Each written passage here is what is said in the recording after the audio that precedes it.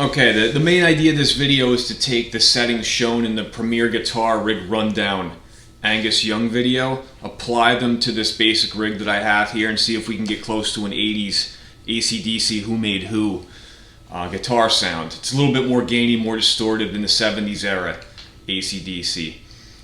Using the settings, it does sound close. It's just the question is, where do you put the gain? Because as a lot of the big amp gurus say, a lot of these legacy artists, they didn't use as much gain as you think that they did. So I can't tell you how many times I went and tried recording something, thought it sounded good in my headphones, listened back to it and thought, no, it's way too distorted. It's not even close. So that happened several times using this guitar here. This is on loan from my friend. This is an Epiphone SG. Almost everything in it is brand new. He put new Seymour Duncans in there. The bridge is new, the electronics are new, everything's new. Everything except for the neck and the body. That's the only part of this guitar that's stock. So again, use this, the amp, that's it, an SM57 on the cone. Several clips, check them out. It's funny because the guitar tone seems to sound a little different in each clip, and everything is exactly the same. So just check it out and just see how close we can get.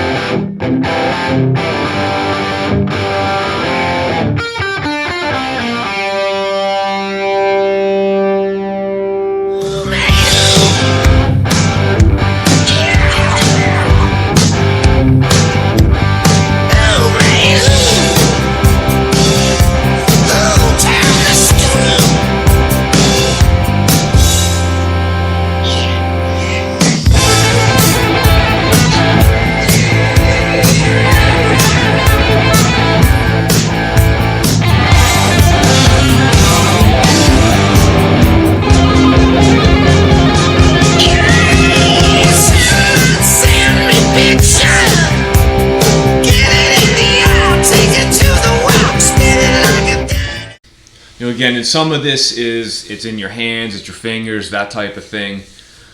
Playing those open C, open G chords with distortion, as funny as it sounds, it's not really as easy as it may seem if you're used to playing metal riffs and that type of thing.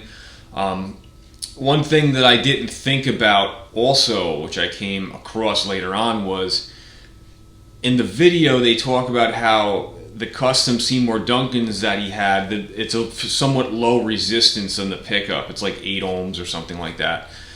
The resistance on this pickup here is around 7 to 8. I checked it. It's around 14 on this one.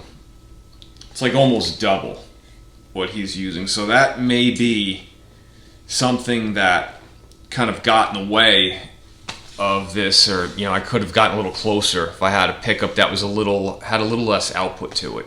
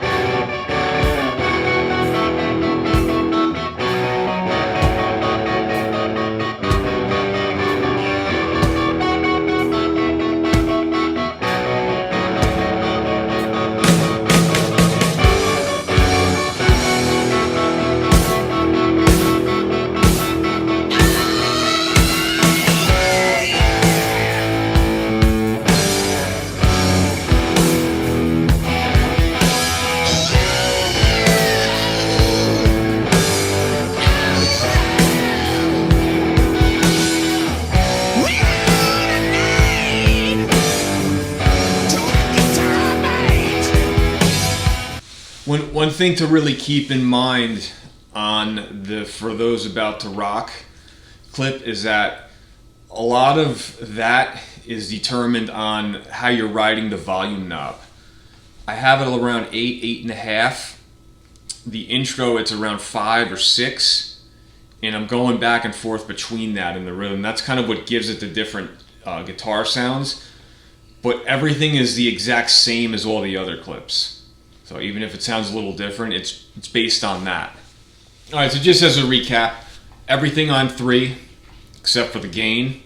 Reverb on the amp is on 0. There is a little bit of post reverb, but there's no EQing that's done. There's nothing as far as that goes. No effects, none of that stuff. The only effect is I use a harmonizer plugin on the next clip, the You Shook Me All Night Long, because I know that they used it on Back in Black. Oh, I just used that there, but other than that, there's no EQing, there's nothing going on in post on those clips. It's basically all you're hearing is the guitar amp through the mic in the mix, and that's it.